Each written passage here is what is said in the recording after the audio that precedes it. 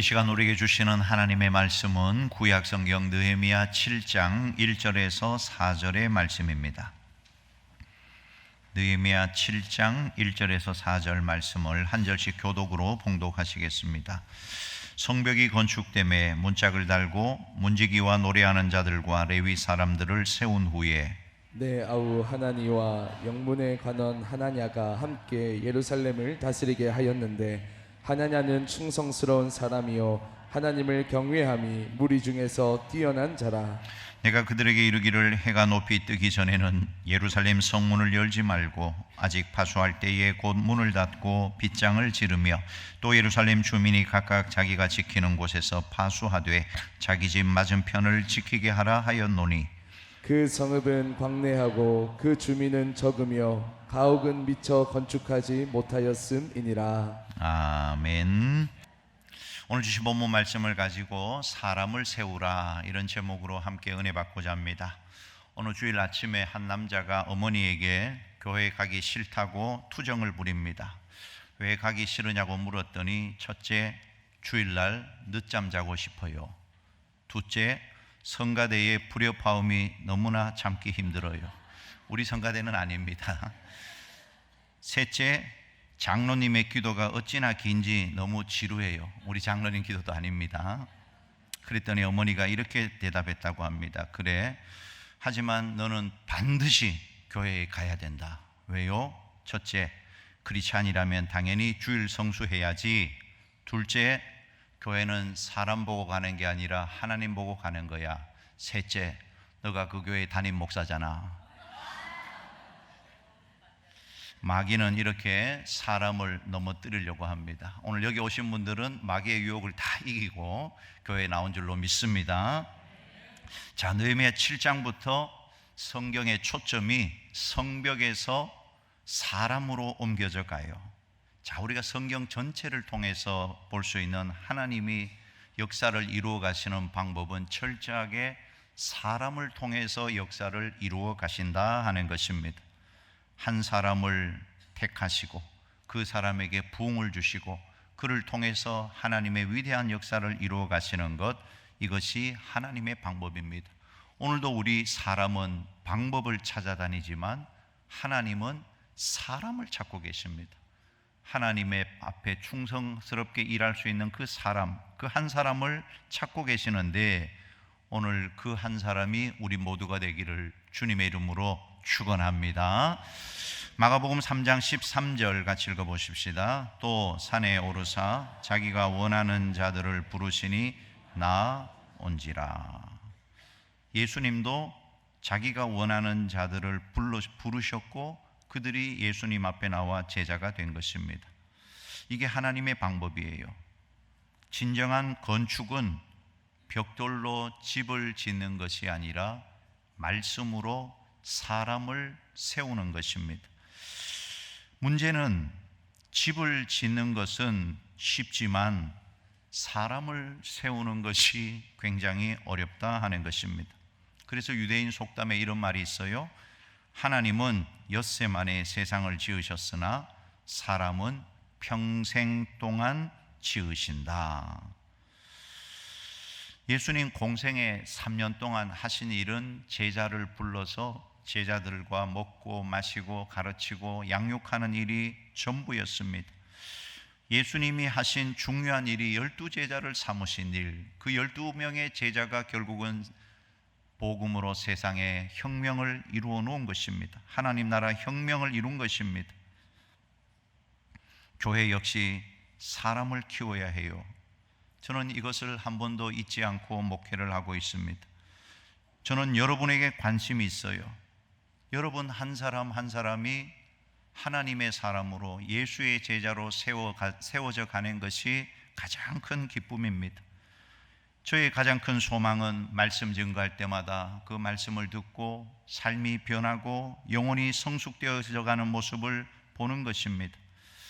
오늘 이스라엘 백성들 예루살렘 성벽을 다 재건하고 마쳤어요. 그것처럼 우리 한국 교회 지난 20년, 30년 동안 교회를, 건물을 세우는 일에 힘을 쏟았다는 것입니다. 우리 선배, 믿음의 선배들이 교회를 아름답게, 한국의 교회들을 보면 정말 멋진 교회들이 많이 있습니다. 그렇지만 사람을 키우지 못해서 오늘 이런저런 어려움들이 있다는 것입니다.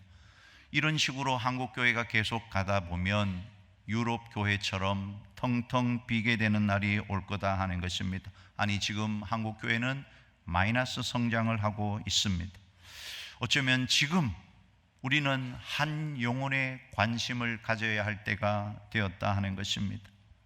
한 영혼이 변화되는 것에 관심을 가져야 된다. 교회는 어디에 관심을 가져야 되느냐? 성벽 안에 있는 성도들을 깨워서 성령 충만한 주의 일꾼으로 세워가는 것이 교회의 사명이 되어야 한다는 것입니다. 되는 교회는 모든 관심이 사람에게 있습니다. 저의 목회 철학은 방법에 있지 않습니다. 어떤 프로그램에 있지 않습니다. 여러분이 저의 목회 철학입니다. 그 일을 위하여 셀 모임과 큐티를 강조하고 있어요. 또한 제가 증거하는 하나님의 말씀을 듣고 여러분이 변화되기를 기도하고 있습니다. 여러분이 변화될 때까지 기도할 것이고 말씀 증거할 것이고 권면할 것이고 여러분은 반드시 변화될 것입니다. 하나님이 약속하셨기 때문에 그런 것입니다. 여러분 속에 하나님의 형상이 나타날 것이에요. 우리는 그 일에 올인해야 하는 것입니다. 오늘 본문이 주는 교훈을 찾아보고자 합니다. 첫 번째, 하나님의 일은 사람을 세우는 일이다 하는 것입니다. 자, 성벽 재건이 끝났어요. 무너진 돌을 다시 세웠습니다. 또 끊어진 문짝도 회복이 다 되었어요. 그런데 느헤미야는 여기서 멈추지 않고 사람을 세우는 일로 진행하고 있는 것을 보게 됩니다. 아무리 좋은 성벽을 세워놓아도 지킬 사람이 없으면 그 성벽은 무용지물이 되고 만다는 것입니다. 아무리 좋은 제도가 있어도 믿음의 사람이 없으면 그 공동체는 오래갈 수가 없는 것입니다. 하나님은 언제나 사람을 세우세요. 오늘 느헤미야도 사람을 세우는데 어떤 사람을 세웠느냐가 중요합니다. 오늘 본문 1절 같이 한번 읽어보십시다. 성벽이 건축됨에 문짝을 달고 문지기와 노래하는 자들과 레위 사람들을 세운 후에, 느헤미야는 성벽이 완공되기가 무섭게 성전 봉사자들을 선별하여 세웠어요. 자, 이게 중요합니다. 역사는 사람의 문제예요. 건물도 사상도 정치 개혁도 제도 개혁도 다 필요합니다. 그러나 그것을 최종적으로 운용하는 것은 사람이에요. 사람이 달라지지 않으면 어떤 체제도 어떤 개혁도 성공할 수가 없다 하는 것입니다. 오늘 느헤미야가 세운 사람들의 면면을 보셔야 합니다. 레위인을 세웠어요. 성전 봉사자들을 세웠습니다. 앞장에서 무너진 성벽을 재건할 때 느헤미야가 가장 먼저 양문을 수축했어요. 양문은 제사 때 쓰는 양이 드나들던 문입니다. 예배의 회복부터 시작이 되었다 하는 것입니다. 성벽 재건을 마치고 사람을 세울 때도 성전 봉사자들을 먼저 세웠다는 것, 이것이 느헤미야가 성공할 수 있었던 비결이라는 것입니다. 자, 우리 교회 100주년을 맞이해서 리모델링을 계획하고 있습니다. 새로운 교육 공간을 꿈꾸고 있는 것입니다. 그러면 공간이 비좁고 협착해서 그런 것입니까? 남들에게 멋진 인테리어를 보여주려고 그렇게 하는 것입니까? 하나님을 예배하기 위해서 그렇게 하는 것입니다. 하나님을 예배하려고 리모델링도 하고 새로운 비전 센터 건축도 꿈을 꾸어보는 것입니다. 다른 목적이 없어요.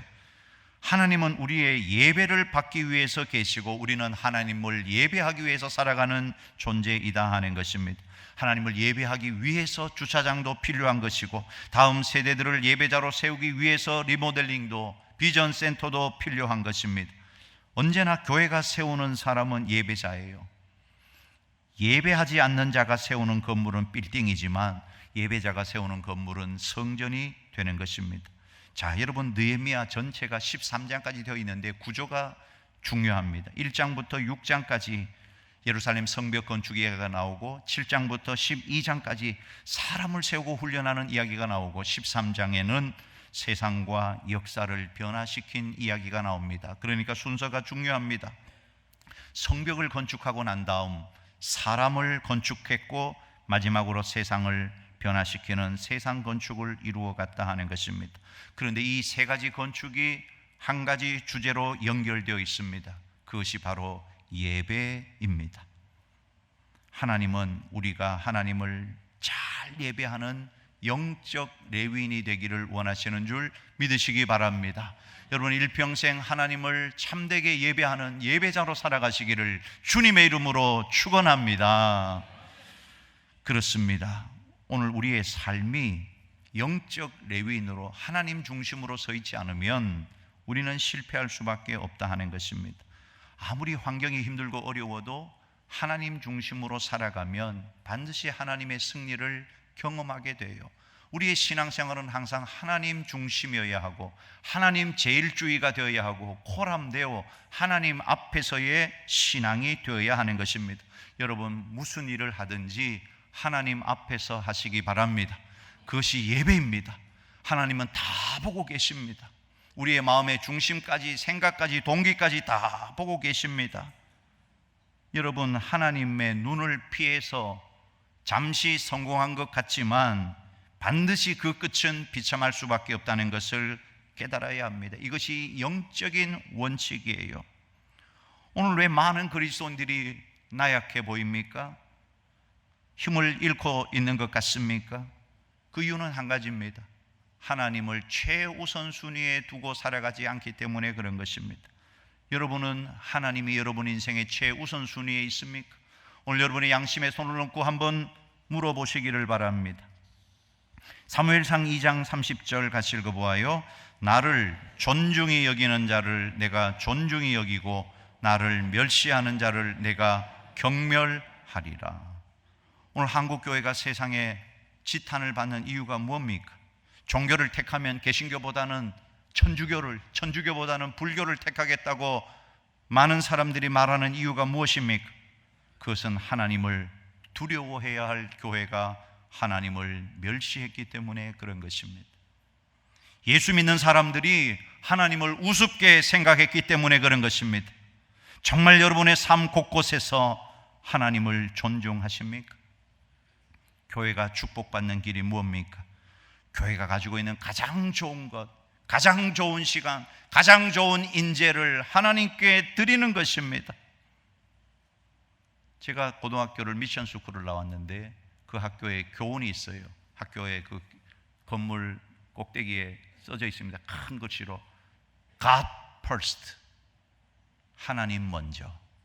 그때는 그게 크게 안 다가왔는데 인생을 살아가면 살아갈수록 God first, 하나님 먼저, 하나님 앞에서 진실하게 하나님 제일주의로 살아가는 것, 이것보다 더 복된 일은 없는 걸 깨닫습니다. 오늘 우리 믿음의 성도들, 느헤미야가 축복받은 비결이 하나님을 최우선 순위에 두었고 성전 봉사자들을 제일 먼저 세워서 예배를 회복해 나가는 이 모습을 보면서 우리들도 이런 축복의 주인공들이 다 되시기를 주님의 이름으로 축원합니다.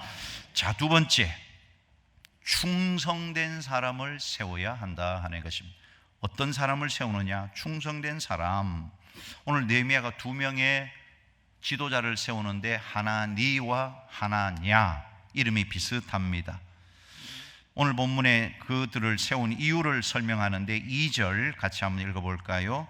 내 아우 하나니와 영문에 관한 하나냐가 함께 예루살렘을 다스리게 하였는데 하나냐는 충성스러운 사람이요 하나님을 경외함이 무리 중에서 뛰어난 자라.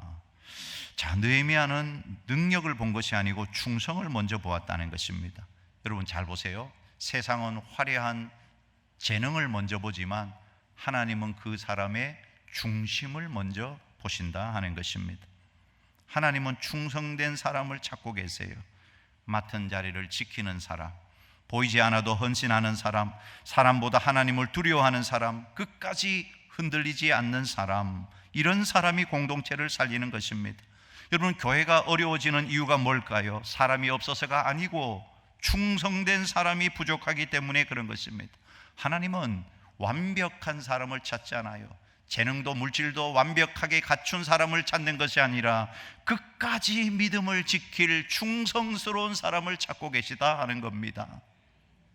이제 수상궁으로 돌아갈 때가 되어서 느헤미야는 예루살렘을 다스릴 2명의 지도자를 세우는데, 한 명은 자기의 친동생 하나냐고 또 한 사람은 관원 하나냐입니다. 자, 하나니를 한번 보십시다. 느헤미야의 친동생입니다. 이걸 생각해 보면 이건 세습이거나 족벌 체제가 아니냐, 친족 간의 지도자를 세운 게 아니냐. 그런데 느헤미야가 하나니를 지도자로 세운 이유가 있습니다. 동생이란 이유만이 아니었어요.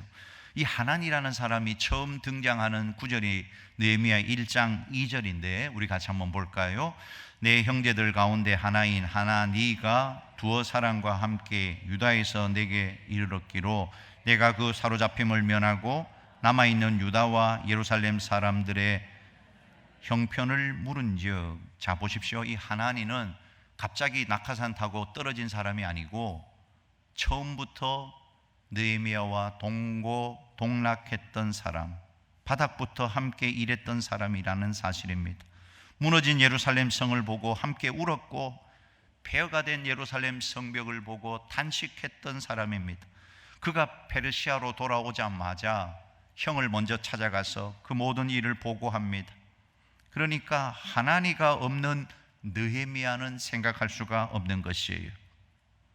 전적으로 예루살렘 성벽 제거는 하나니의 동력으로 이루어진 것입니다. 갑자기 하늘에서 떨어진 인물이 아니라 바닥에서부터 고생하며 함께 하나님의 일을 감당했던 이 사람. 자, 여기서 여러분, 바닥에서부터 고난과 함께, 이런 말 여러분 좋아하실까요? 아마 대부분 사람들이 좋아하지 않을 것 같아요. 그러나 하나님 앞에 쓰임받은 사람들은 갑자기 나타난 사람들이 아닙니다.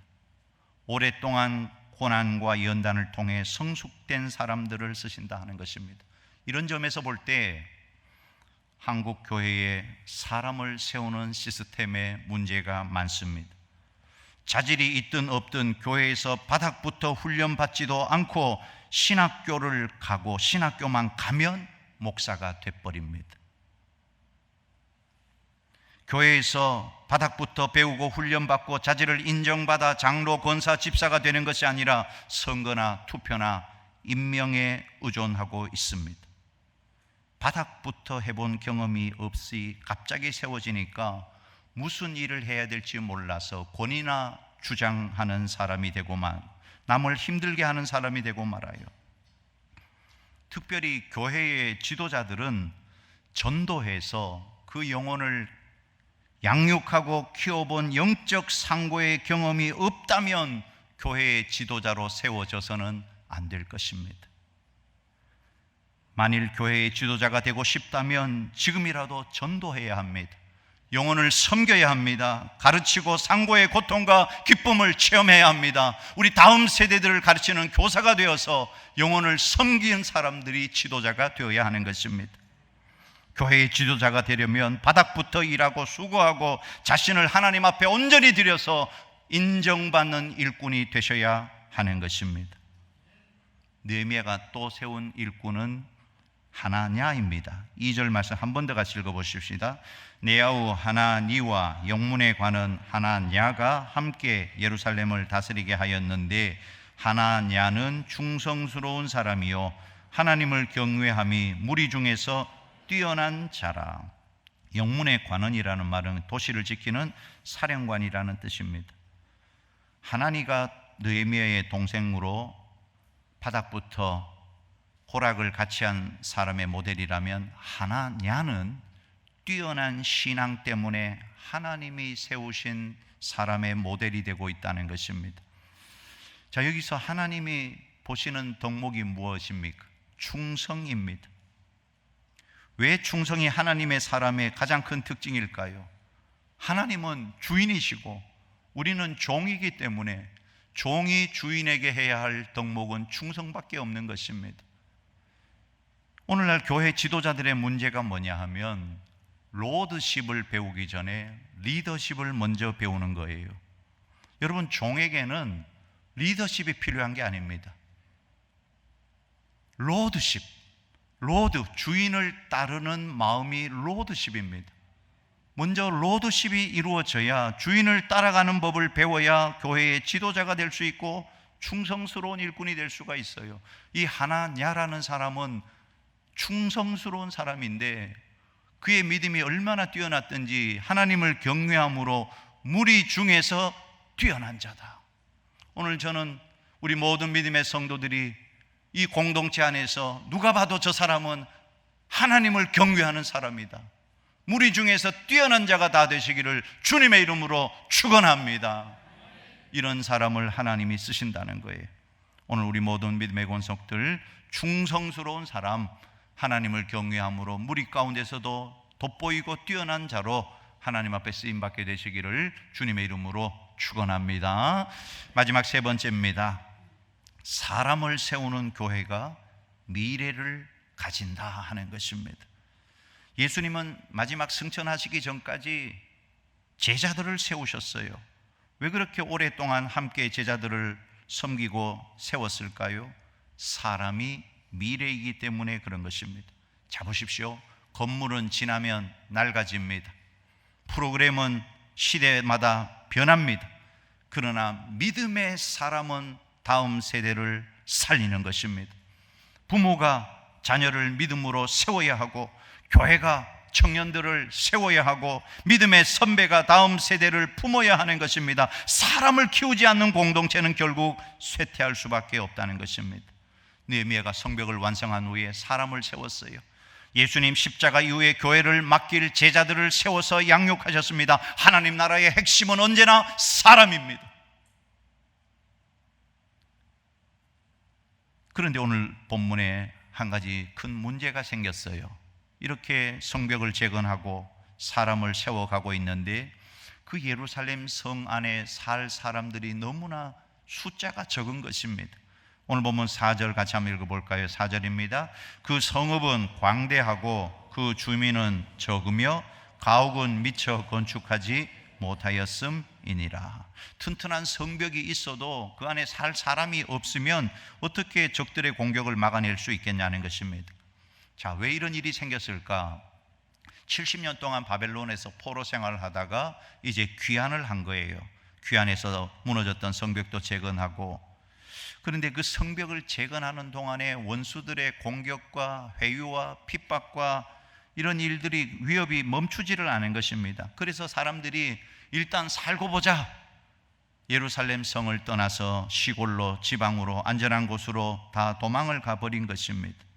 그 결과 예루살렘은 하나님의 성전이 있는 거룩한 도심에도 불구하고 소수의 사람들만 남아 있게 된 것입니다. 오늘 교회가 세상에 영향력을 끼치고 정말 믿음의 반석 위에 굳게 서 있으려면 온 성도들이 개인주의와 이기심을 반드시 버려야 합니다. 교회와 나는 공동 운명체입니다. 아멘이십니까? 이 마음을 가지고 헌신해야 하는 것입니다. 혹 성도들 가운데 교회는 될 대로 되라, 나만 편하면 되지, 이런 신앙생활을 하는 사람도 없지 않을 겁니다. 그러면 절대 안 됩니다. 몸에 붙은 기관이 혼자만 따로 살아갈 수가 없는 것입니다. 오늘 믿음의 성도들, 개인주의와 이기심을 버리고 하나님을 경외하는 심정으로 공동체를 위해 보살피고 섬기고, 그때 교회가 든든하게 서 나가는 것입니다. 여러분, 절대로 교회를 흔드는 자가 되지 마시고 교회를 세우는 자가 되시기를 간절히 소원합니다. 4절 말씀은 약간의 설명이 필요해요. 자, 느헤미야가 성벽을 재건할 당시 예루살렘은 완전히 황무지와 같았어요. 인구가 많지 않았다는 것입니다. 그러니까 성을 이렇게 크게 지을 필요가 없었어요. 그런데도 느헤미야는 성벽을 크게 지었단 말입니다. 그 이유가 있습니다. 느헤미야보다 앞서서 포로 귀환, 2차 포로 귀환을 주도했던 에스라 선지자가 스가랴서 선지자가 스가랴서 8장 3절과 5절에 보면 예루살렘에 대한 하나님의 약속을 받게 되는데, 머지않아 예루살렘이 사람들로 융성하게 번성하게 될 거라는 하나님의 비전, 하나님의 약속을 스가랴에게 주셨다는 겁니다. 자, 스가랴서 8장 5절입니다. 같이 한번 읽어보십시다. 그 성읍 거리에 소년과 소녀들이 가득하여 거기에서 뛰놀리라. 예루살렘이 앞으로 크게 붕이 일어날 거고 사람들이 꽉 차게 될 것이다. 이 약속을 붙들었기 때문에 느헤미야는 사람도 없는데 큰 성벽을 재건해 놓은 것입니다. 이것이 중요합니다. 느헤미야가 성벽을 재건한 것은 현실만 보고 재건한 것이 아니고 비전을 보고 하나님의 약속을 보고 재건했다 하는 것입니다. 예루살렘을 부흥하게 하시겠다는 하나님의 약속을 붙들었기 때문에 성벽을 크게 재건할 수 있었다 하는 것입니다. 여러분, 비전을 보고 움직이는 자가 하나님의 사람입니다. 현실적인 시각이 아니라 하나님의 시각을 가지고 움직이는 하나님의 사람. 자, 이제 우리 100주년을 앞두고 우리가 봐야 할 것은 비전을 보고 움직여야 한다는 것입니다. 현실만 보고 이것은 안 되고 이래서 안 되고 저래서 안 되고가 아니고 하나님의 약속을 붙들고 비전을 붙들고 미래를 향하여 전진해야 합니다. 여러분, 우리가 우리 당대에 힘쓰고 애쓰고 고생하고 피와 땀과 눈물을 쏟아 부어야 할 줄로 믿습니다. 우리 다음 세대들에게 영광스러운 교회를 물려줘야 되지 않겠냐 하는 것입니다. 그때 우리 믿음의 선배들이 힘을 다하여 수고하고 헌신했기 때문에 이런 하나님의 영광이 우리에게 돌아왔노라고 고백할 수 있도록 비전을 붙들고 믿음으로 전진하는 우리 교회와 우리 성도들 될 수 있기를 간절히 소원합니다. 하나님의 방법은 사람입니다. 한 사람의 기도가 가정을 살립니다. 한 사람의 헌신이 교회를 살립니다. 한 사람의 믿음이 그 시대를 살릴 줄로 믿습니다. 하나님이 찾는 그 한 사람, 하나님이 쓰는 그 한 사람이 우리 모두가 될 수 있기를 주님의 이름으로 축원합니다.